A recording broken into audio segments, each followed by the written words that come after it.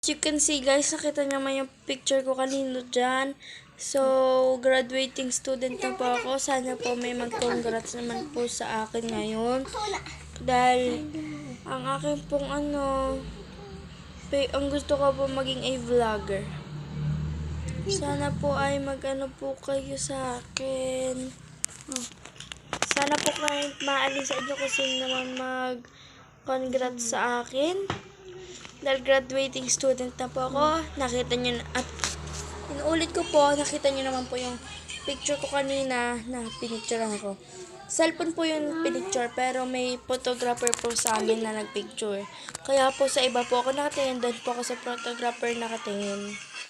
Pinicturean po kami, tapos binigyan po kami ng tattoo. Yan guys, so, yun lang po yung sasabihin ko, dahil obvious naman na graduating student na ako, sa Monday, magbablog ako. Papakita ko sa inyo mga kaganapang namin sa school. Pero bawal po kami tuwing may lesson.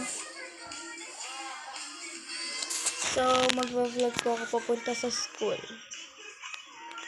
Pero pag nakalimutan ko po, maybe sa Merkules na lang. Dahil po, 25 at 26